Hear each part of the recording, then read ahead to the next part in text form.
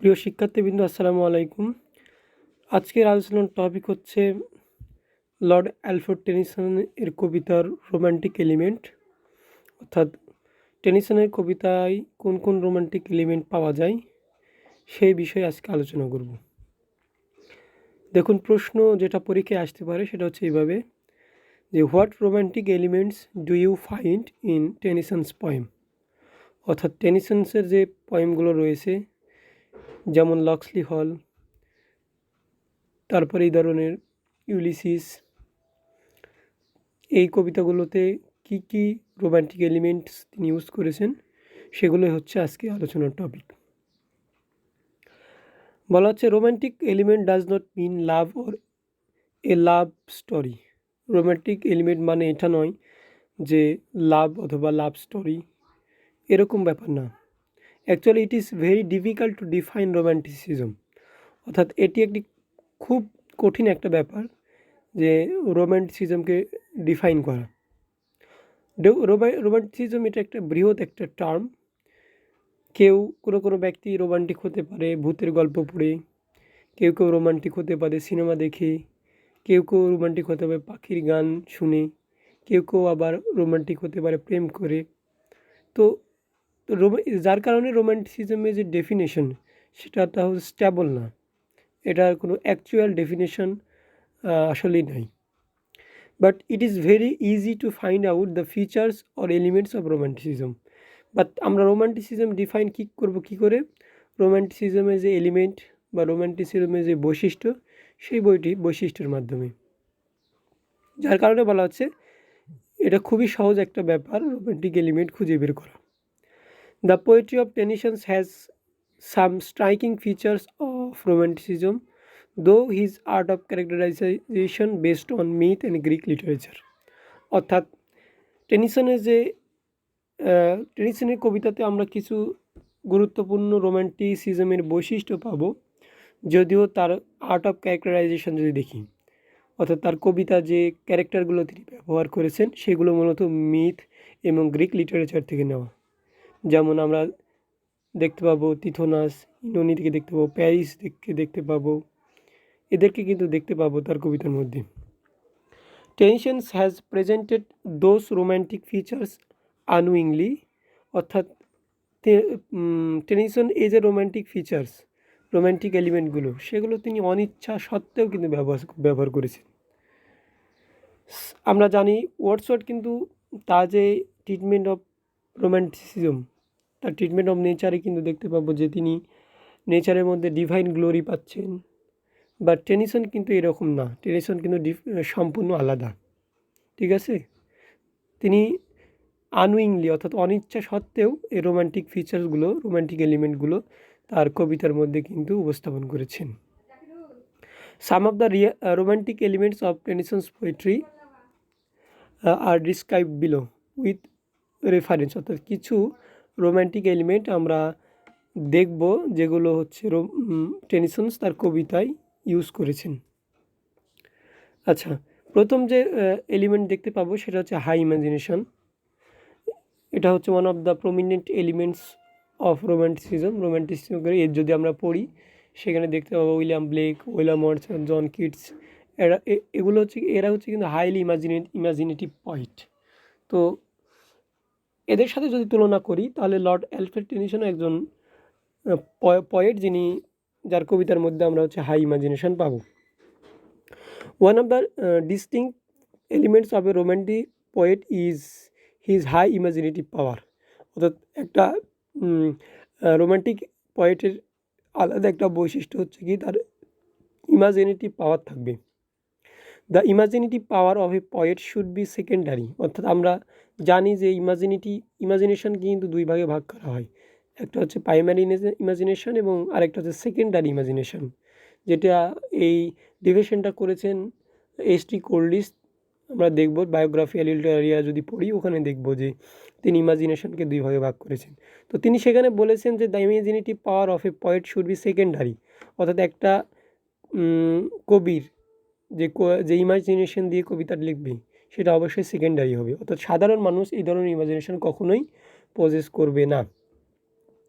The touch of high imagination is also found in the poetry of Tennyson. অর্থাৎ এই high ইমাজিনেশনের যে touch, সেটা আমরা কিন্তু এই টেনিসনের কবিতার মধ্যেও দেখতে পাবো। অর্থাৎ তিনি তার কবিতার মধ্যেও কিন্তু হাই ইমাজিনেশন তুলে ধরেছেন, তার হাই ইমাজিনেশন আমরা দেখতে পাবো। Tennyson's creation of lotus eaters island is an example of his imaginative power. অর্থাৎ টেনিসনসের যে লোটাস ইটার্স কবিতায় তিনি যে লোটাস ইটার্স আইল্যান্ড তৈরি করেছেন, এটা হচ্ছে তার ইমাজিনেটিভ পাওয়ারের একটা অংশ। সেখানে যে তিনি মারিনারের বর্ণনা দিয়েছেন, ইউলিসিসে মারিনারের, এবং সেখানকার ইনহেবিটেন্টস অর্থাৎ যারা সেখানে বসবাস করে তাদের যে বর্ণনা দিয়েছেন, সেগুলো রিয়েলি ইমাজিনেটিভ। সেটা আমাদের পৃথিবীতে কী করে না, এক্সিস্ট করে না। The island lotus Eaters call imaginative creation because it does not exist in our physical world. অর্থাৎ লোটাস ইটার্স এটা একটা ইমাজিনেটিভ ক্রিয়েশন, কেননা এটার কিন্তু এক্সিস্টেন্স আমাদের পৃথিবীতে নাই, আমরা কিন্তু খুঁজলেও এটা পাবো না। এবং at the same time the description of lotus eaters island as well as the people of that island is also imaginative. এখানে লোটাস ইটার্স আইল্যান্ডের যে ডিসক্রিপশান দেওয়া হয়েছে, সেটাও আমরা দেখবো একটা ইমাজিনেটিভ ডিসক্রিপশান। এখানে লোটাস নামের একটা ফ্লাওয়ার বা ফ্রুটের কথা বলা হয়েছে, যেটা খেলে মানুষ কখনোই হচ্ছে কাজ করা লাগবে না, লেজিনেস চলে আসবে। এবং এই লোটাস আইল্যান্ড এমন একটা আইল্যান্ড যেখানে সব সময় ইভিনিং, কখনো মর্নিং হয় না। এগুলো সবই হচ্ছে ইমাজিনেটিভ বর্ণনা। After eating the lotus fruits the feeling of the Ulysses companions is also imaginative. অর্থাৎ ইউলিসিসের কম্পানিয়ন্স এই লোটাস ফ্রুট খাওয়ার পর তাদের যে ইমাজিনেশন, তাদের যে কল্পনা, সেটাও আমরা এখানে দেখতে পাবো। তারা কল্পনা করে যে এই লোটাস ফ্লাওয়ার খাওয়ার পর তারা এতটাই লেজি হয়ে যায়, এতটাই পেসিমিস্টিক হয়ে যায়, তারা মনে করে যে হয়তোবা তারা যদি বাসায় ফিরে যায় তাহলে তাদের যে ছেলে মেয়ে রয়েছে, তাদের ওয়াইফ রয়েছে, তারা তাদেরকে চিনতে পারবে না, যার কারণে তারা এখানে থেকে যাওয়ার একটা সিদ্ধান্ত নিয়েছিল। তো এইসব চিন্তাভাবনা অবশ্যই ইমাজিনেটিভ চিন্তাভাবনা। The poet says in this respect. তো কবি এই হাই ইমাজিনেশনটা পাওয়া যাবে হচ্ছে, কবির হাই ইমাজিনেশনটা আমরা পাবো এই লাইনগুলোর মধ্যে, লোটাস ইটার্স থেকে লাইনগুলো নেওয়া। বলা হচ্ছে music that gentlier on the spirit lies than tired eyelids upon tired eyes and from the craggy ledge the poppy hangs in sleep. এই কবিতার লাইনগুলো লোটাস ইটার্স থেকে নেওয়া। এ হচ্ছে হাই ইমাজিনেশন, যেটা আমরা অ্যালফ্রেড টেনিসনের কবিতার মধ্যে পাই। তারপর দ্বিতীয় এলিমেন্ট যেটা আমরা পাই, সেটা হচ্ছে লাভ অব নেচার, অর্থাৎ প্রকৃতির প্রতি ভালোবাসা, যেটা রোম্যান্টিক এলিমেন্ট, সবচেয়ে গুরুত্বপূর্ণ এবং সবচেয়ে ইম্পর্টেন্ট, যেটা না থাকলে কখনো একটা রোম্যান্টিক পয়েন্ট হওয়া যায় না। সেই বৈশিষ্ট্যটা বা সেই এলিমেন্টটা হচ্ছে লাভ অব নেচার, যেটা আমরা লর্ড অ্যালফ্রেড টেনিসনের কবিতার মধ্যে পাবো। As far as the treatment of nature is concerned Tennyson is comparable to William Wordsworth. যদি আমরা ট্রিটমেন্ট অফ নেচারের কথা বলি টেনিসনের, তাহলে তিনি উইলিয়াম ওয়ার্ডসওয়ার্থের সাথে কম্পেয়ারেবল, অর্থাৎ তার সাথে উইলিয়াম ওয়ার্ডসওয়ার্থকে তুলনা করা যায়, বা ওয়ার্ডসওয়ার্থকে তার সাথে তুলনা করা যায়। But Tennyson is little bit different from Wordsworth. যদিও তুলনা করা যায়, বাট টেনিসন থেকে হাজার গুণ আলাদা হচ্ছে ওয়ার্ডসওয়ার্থ, বা ওয়ার্ডসওয়ার্থ থেকে টেনিসন অনেক আলাদা। Wordsworth text the nature as the main subject matter of his poetry. আমরা যদি ওয়ার্ডসওয়ার্থের কবিতা পড়ি, তাহলে দেখতে পাবো যে ওয়ার্ডসওয়ার্থ নেচারটাকে তার কবিতার মেইন সাবজেক্ট হিসাবে নিয়েছেন, প্রধান সাবজেক্ট হিসাবে দিয়েছেন। On the other hand Tennyson takes nature as only as one of the elements to develop the main idea of his poetry.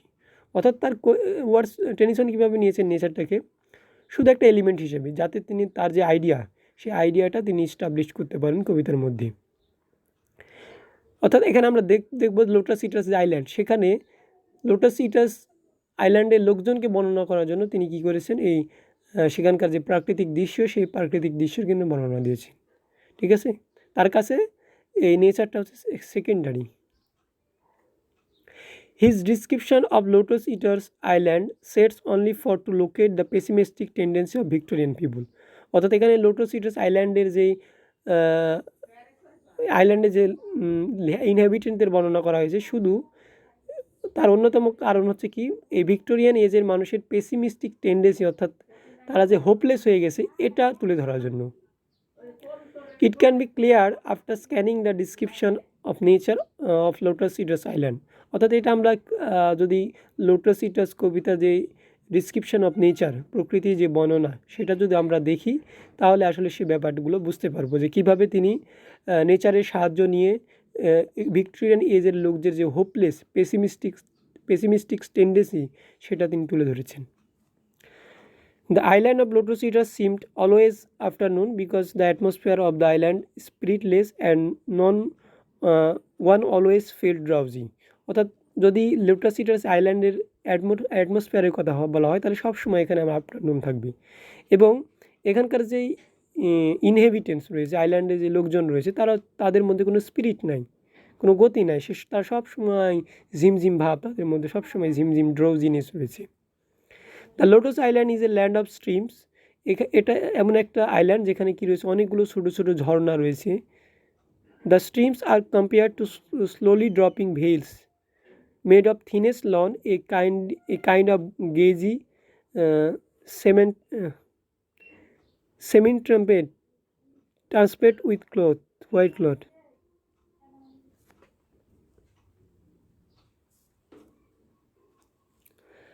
Okay, semi transparent white cloth, অর্থাৎ এখানে হচ্ছে এখানকার যে স্ট্রিম, সেই স্ট্রিমের বর্ণনা দেওয়া হয়েছে এবং সেই স্ট্রিমটা তুলনা করা হয়েছে কি স্লোলি ড্রপিং ভেইলের সাথে।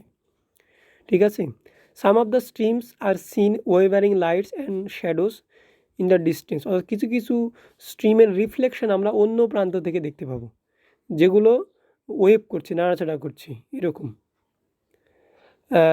Creating a slip slow foam as the flow downward, যখন নিচের দিকে প্রবাহিত হচ্ছে তখন এখান থেকে কি অনেকগুলো ফেনা তৈরি হচ্ছে, এ ধরনের একটা স্ট্রিমের কথা কেন বলা আছে। The rivers was flowing outward to the sea from the interior of the island, অর্থাৎ এই আইল্যান্ডে আরও একটা রিভার দেখতে পাবো যেটা হচ্ছে আইল্যান্ডের মাঝখান দিয়ে প্রবাহিত হয়ে একদম সিতে, অর্থাৎ সমুদ্রে গিয়ে পৌঁছেছি। In that island, the sun appeared to be under some magical influence. The lingers is shading. অর্থাৎ এখানকার যে সেই সানে কী রয়েছে, একটা ম্যাজিক্যাল ইনফ্লুয়েন্স রয়েছে। In the land of lotus eaters nothing seem to be change where time does not exist at least not in ordinary way. অর্থাৎ লোটাস ইটার্স এমন একটা আইল্যান্ড যেখানে কোনো কিছু চেঞ্জ হয় না, কোনো কিছু পরিবর্তন হয় না, যেখানে টাইমও কখনো এক্সিস্ট করে না এবং এখানে অর্ডিনারি ওয়েতে কোনো কিছুই হয় না। It was a land where all things always seem the same. এটা এমন একটা জায়গা যেখানে সবসময় সব কিছু একই মনে হয়। No sign of cultivation or other human activities were to be seen anywhere there, মানে কোনো ধরনের কাল্টিভেশন অর্থাৎ শস্য উৎপাদন, মানুষের কোনো অ্যাক্টিভিটিস, কোনো কিছুই এখানে দেখা যায় না। The inhabitants of the island are lazy and inactive. এখানকার যারা বাসিন্দা তারা খুবই লেজি এবং খুবই ইনঅ্যাক্টিভ, তারা কাজ করে না, কোনো কিছুই করে না তারা, এবং তারা কোনো ধরনের ফসল উৎপাদনও করে না, বরং এখানকার যে লোটাস ফ্রুট রয়েছে সেটা খেয়ে তারা জীবনযাপন করে। ইন ফাইন, পরিশেষে, Tennyson is not philosophical like William Wordsworth. অর্থাৎ যদি ট্রিটমেন্ট অফ নেচারের কথা বলি তাহলে উইলিয়াম ওয়ার্ডসওয়ার্থের মধ্যে কিন্তু টেনিসন ফিলোসফিক্যাল না, দার্শনিক নয়। Wordsworth believe that God exist in nature and nature has curing and healing power of human soul is absolutely philosophical. অর্থাৎ ওয়ার্ডসওয়ার্থ বলছেন কি, নেচারের মধ্যে কী রয়েছে, হিলিং অ্যান্ড কিউরিং পাওয়ার রয়েছে, যেটা টেনিসন বিশ্বাস করেন না। But Tennyson's depiction of nature is far away from philosophy rather than presenting this sort of natural scenery.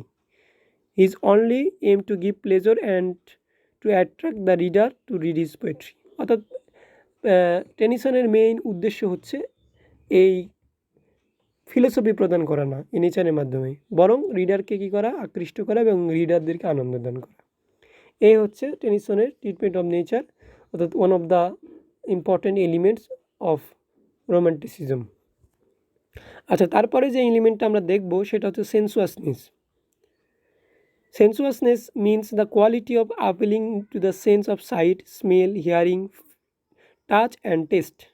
অর্থাৎ কোনো কিছু দেখার পর আমাদের মনের মধ্যে যদি এরকম কল্পনা চলে আসে যে ওটাকে আমাদের মানে দেখতে ইচ্ছা করছে, বা স্মেল নিতে ইচ্ছা করছে, বা হিয়ারিং শুনতে ইচ্ছা করছে, বা টাচ করতে ইচ্ছা করছে, বা টেস্ট করতে ইচ্ছা করছে, এটাকে বলে সেন্সুয়াসনেস।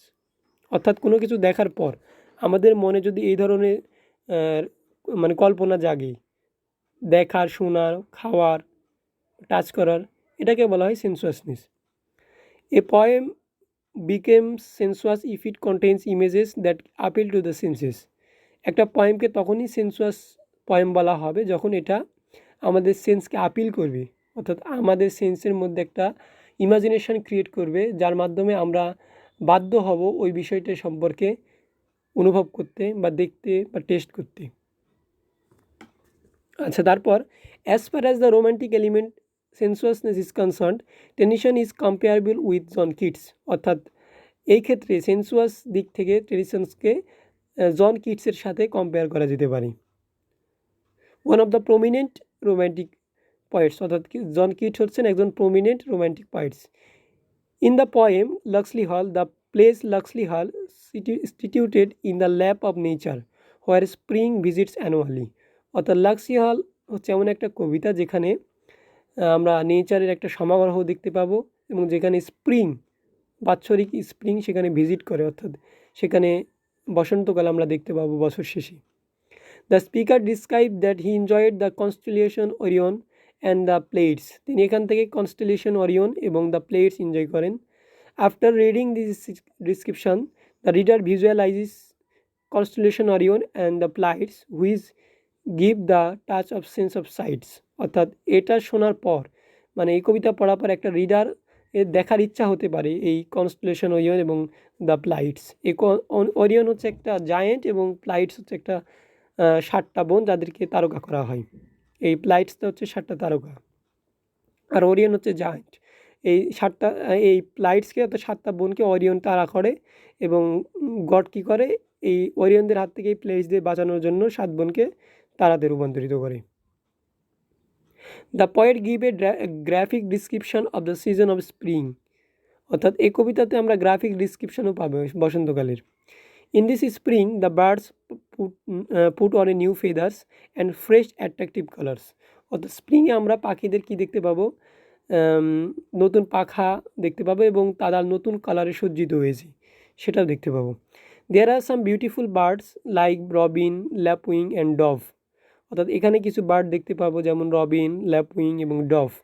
The chirping of those bird is the appeal of sense of hearing. অর্থাৎ আমরা এই পাখির যে গান, সেখান থেকে কি সেন্স অফ হিয়ারিং পাবো। সেই গান শোনার পর আমাদের মনের মধ্যে অনুভব জাগতে পারে এই গানটা শোনার।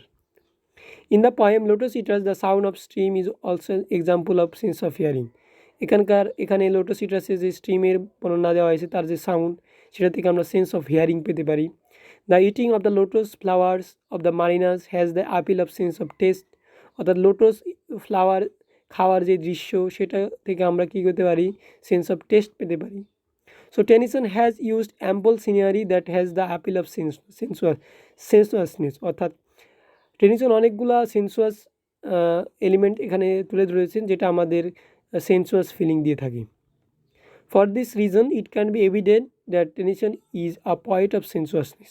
যার কারণে আমরা খুব সহজে এটা বলতে পারি যে অ্যালফ্রেড হচ্ছেন একজন পয়েট অফ সেন্সুয়াসনেস।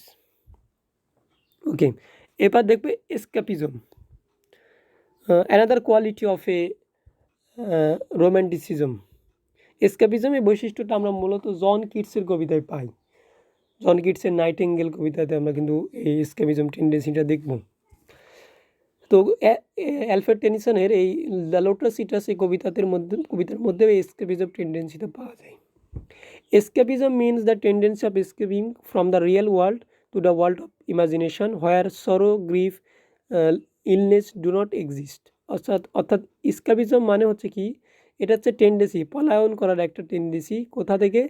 আমাদের রিয়েল ওয়ার্ল্ড থেকে একটা ইমাজিনেটিভ ওয়ার্ল্ডে, যেখানে কি থাকবে না, সরো, গ্রিফ, সাফারিং, ইলনেস, কোনো কিছুই থাকবে না। অর্থাৎ আমাদের রিয়েল ওয়ার্ল্ড থেকে ইমাজিনেটিভ ওয়ার্ল্ডে পালিয়ে যাওয়াকে বলা হয় কি, এসকাপিজম। এই ধরনের ইমাজিনেটিভ ওয়ার্ল্ডে কোনো দুঃখ, দুর্দশা, হতাশা, অসুখ, রোগ, বালা কিছুই থাকবে না। Like John Keats Tennyson is also a poet of escapism. John কিটসের মতো টেনিসন হচ্ছেন একজন escapist poet. In the poem The Lotus Eaters, after reaching the land Lotus Eaters, the companions of Ulysses were offered to lotus fruit to eat. অর্থাৎ lotus Eaters আইল্যান্ডে পৌঁছানোর পর ইউলিসিসের নাবিকদের invite করা হয় এই লোটাস ফ্রুট খাওয়ার জন্য। After eating the lotus fruit the fellow mariners do not want to return to their native land. অর্থাৎ এই লোটাস ফ্রুটটা টেস্ট করার পর ইউলিসিসের যে মারিনারগুলো ছিল তারা আর পুনরায় তাদের যে নেটিভ ল্যান্ড সেখানে ফিরে যেতে চায় না। They say that the land of lotus eaters holds for them an irresistible charm. অর্থাৎ এখানে অনেক সুন্দর একটা পরিবেশ, এখান ছেড়ে তারা কেন যাবে।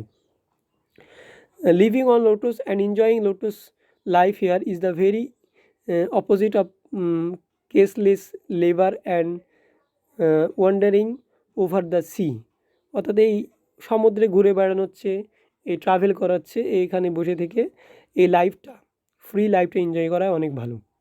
When Ulysses ask them for returning home, যখন তাদেরকে ইউলিসিস বাসায় ফিরে যাওয়ার জন্য রিকোয়েস্ট করে, they argue that everything might be change there. তারা ইউলিসিসের কাছে এটা দাবি করে যে হয়তো বা বাসায় সব কিছু কী হয়ে গেছে, চেঞ্জ হয়ে গেছে, পরিবর্তন হয়ে গেছে। During their absence their wives and children must have forgotten them. এই যে একটা দীর্ঘ অ্যাবসেন্স, ট্রোজান ওয়ারে তারা প্রায় 10 বছর কাটিয়েছে, তো এটার ফলে হয়তোবা তার যে ওয়াইফ এবং তাদের যে চিলড্রেন রয়েছে হয়তোবা তাদেরকে ভুলে গেছে। Their sons would be have disinherited them. হয়তোবা তাদের সন্তান তাদেরকে কী করবে, ডিসইনহেরিট করবে। They would have like ghosts rising from their graves and would disturb the joys of the younger generation. তারা মনে করবে যে হয়তোবা গ্রেভ থেকে ভূত উঠে আসছে এবং তাদের যেই জয়েস লাইফ, সেটাতে ইয়াঙ্গার জেনারেশনের যে জয়েস লাইফ সেটা কী করছে, ডিস্টার্ব করছে, অর্থাৎ তাদের হয়তো বা আনন্দে ব্যাঘাত তৈরি করছে, এই ধরনের তারা মনে করতে পারে। যার কারণে তারা কী করতে চায় না, এই আইল্যান্ড থেকে তারা তাদের যে নেটিভ ল্যান্ড সেখানে ফিরে যেতে চায় না। After eating the lotus fruit they become drowsy and feel peace. অর্থাৎ এই লোটাস ফ্রুট ইট করার পর, খাবার পর তারা কি হয়ে যায়, আরও অনেক বেশি লেজি হয়ে যায় এবং তারা ফিল করে যে তাদের মধ্যে একদম ঘুম ঘুম ভাব এবং তারা অনেক শান্তি পায় এবং শান্তির মধ্যে বসবাস করতে শুরু করে। On the other hand the real world is far away from the world of lotus Eaters. কিন্তু আমাদের যে পৃথিবী, রিয়েল ওয়ার্ল্ড, সেটা হচ্ছে কি, এই লোটাস ইটার্স ইমাজিনেটিভ ওয়ার্ল্ড এখান থেকে অনেক দূরে অবস্থিত। Real world is full of sorrow, grief, corruption and anxiety. আর রিয়েল ওয়ার্ল্ডটা হচ্ছে দুঃখ, দুর্দশা, দুর্নীতি, এগুলো ভরপুর। For this reason after enjoying this kind of pleasure the mariners forgotten their responsibilities and tries to escape from the real world to the world of lotus eaters. অর্থাৎ এই লোটাস ফ্রুট খাওয়ার পর মারিনার্সরা তাদের যে রেসপন্সিবিলিটি, তাদের যে পৃথিবীর যে দায়িত্ব, সেসব ভুলে গিয়ে তারা একটা ইমাজিনেটিভ ওয়ার্ল্ডে বসবাস করছে। সেই ইমাজিনেটিভ ওয়ার্ল্ডটা হচ্ছে লোটাস ইটার্সের island. In this respect the poet says, এটা হচ্ছে কোটেশন, এখানেই এই মারিনারের যে এসকাপিজম টেন্ডেন্সি সেটা আমরা পাবো। অর্থাৎ এখানে যেটা পেলাম আমরা এসকাপিজম, সেটা হচ্ছে আমরা দেখতে পাবো যে ইউলিসিসে যে মারিনারগুলো রয়েছে তারা লোটাস ইটার্স আইল্যান্ডে যাওয়ার পর, সেখানকার ফ্রুট খাওয়ার পর সেখানকার যে আনন্দ, সেই আনন্দ দেখে তাদের হ্যাপিনেস দেখে তারা সেখানে থেকে যেতে চায়, তারা বাসায় ফিরে যেতে চায় না। কারণ তারা মনে করে বাসায় ফিরে গেলে তাদের ওয়াইফ, চিলড্রেন তাদের ভুলে যাবে এবং হয়তো তাদের ছেলে তাদেরকে ডিসইনহেরিট করবে। তো তারা এখানে মূলত তাদের যে রেসপন্সিবিলিটি, সেই রেসপন্সিবিলিটি থেকে তারা পালায়নের একটা টেন্ডেন্সি আমরা এখানে দেখতে পাচ্ছি। যার কারণে আমরা বলতে পারি Lord Alfred Tennyson is a poet of escapism. যাই হোক, in termination though Tennyson is a representative poet of Victorian age reflects the Victorian spirit through his poetry, but he is also a romantic poet because of his romantic element found in his poems. অর্থাৎ আমরা জানি যে Alfred টেনিসনকে তার এজে representative poet বলা হয়, কেননা তার এজে যে ভিক্টোরিয়ান স্পিরিট সেটা আমরা তার কবিতার মধ্যে পাবো, যেমন unquenchable thirst for knowledge, thirst for adventure, তারপর হচ্ছে পেসিমিজম, তারপর হচ্ছে এসকাপিজম, এই ক্যারেক্টারিস্টিকগুলো কিন্তু তার কবিতার মধ্যে পায়। আর এগুলো হচ্ছে ভিক্টোরিয়ান স্পিরিট। তো তার মধ্যে এই ভিক্টোরিয়ান স্পিরিট আছে এবং অ্যাট দ্য সেম ওয়ে তার কাছে কী রয়েছে, রোম্যান্টিক এলিমেন্টও রয়েছে, যার কারণে তাকে বলা হয় কি এ পয়েট অফ রোম্যান্টিসিজম। দো his elements of romanticism does not reflect perfectly, but his romantic elements of his poetry is comparable to some romantic poet including Keats and Wordsworth। অর্থাৎ যদিও তার রোমান্টিক এলিমেন্টগুলো তিনি সুন্দরভাবে পারফেক্টলি তার কবিতার মধ্যে রিফ্লেক্ট করতে পারেননি, বাট তাকে হয়তো বা রোমান্টিক দুটা কবি ওয়ার্ডসওয়ার্থ এবং কিটসের সাথে তুলনা করে যেতে পারে। তো এ হচ্ছে কনক্লুশন।